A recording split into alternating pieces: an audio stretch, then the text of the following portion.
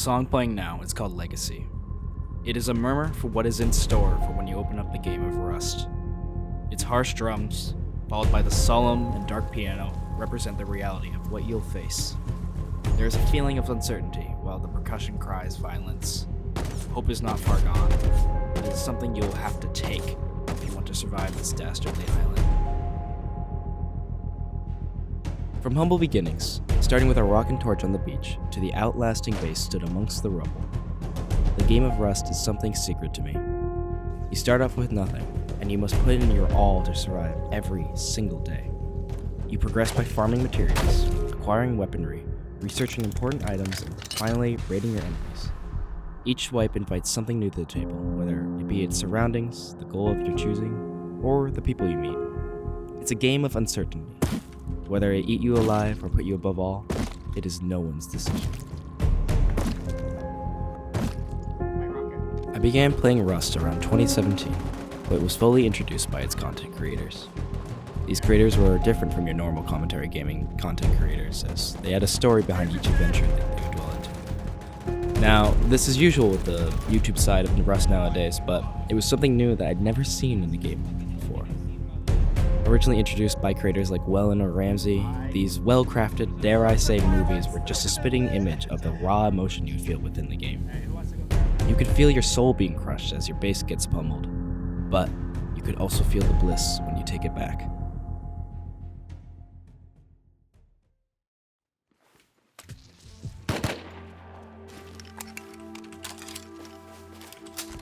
Push up to the boat.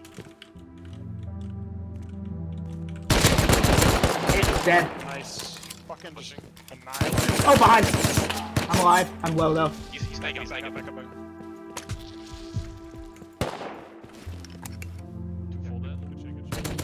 Fighting in Rust was always shockingly intense, and I could always feel my heartbeat after every encounter. Every single bullet matters, and it can mean the difference of a win or a loss. Even if I'm just running some loot from base to base, dread fills the air, especially when I'm alone. These moments of silence are the most terrifying. Anxiety rings and blinds you from actual dangers lurking about. That's why companionship always settles the anxiety.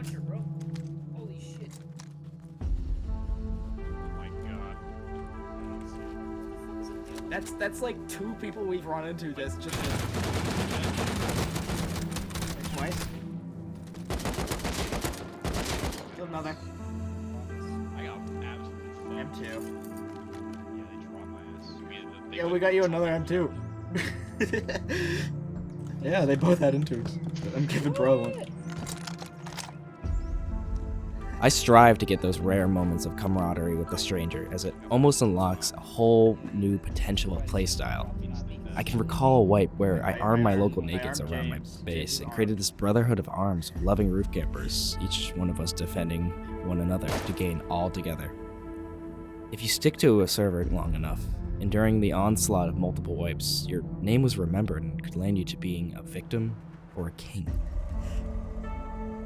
On a healthier note, building became my sanctuary within the game, though I will admit it's not a powerful skill I can own. I fell in love with electricity when it first came out, and I make a staple to add some lights or weird contraptions to every base I build. Hell, I even wrote blueprints to electrical bases when I was in my high school study hall. My love for gardening in real life translated to the confusing nature of gardening in Rust, which I still don't really understand, but hey, I grew these potatoes in this tarp thing, but why is photosynthesis still not working? It should be growing these. Plant physiology aside, this game isn't perfect by any means. Its free nature invites everyone and anyone, even the bad actors.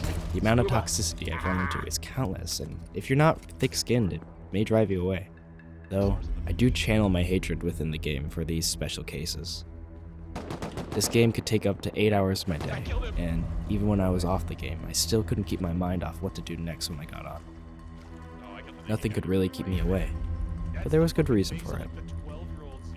Like a dinner bell, my friends and I would get on around the same time and start a new conquest or continue our previous one from the night before. I'd like to think of it similarly to sports teamwork, but a bunch of adolescent Discord nerds. It was a way to distract and disconnect from my own and friends' stresses.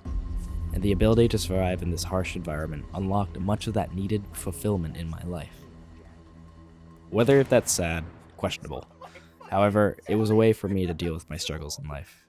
Whether it was taking someone's hard work away or fighting to keep what's yours, it was the right amount of emotion, distress or bliss, to keep me satisfied. Every time I spawn on the beach for a new wipe, it's a calm, subtle reminder of what I've achieved. Sure, in the end, everything is torn down and reset, but it's easy to forge your own story for what you want to achieve.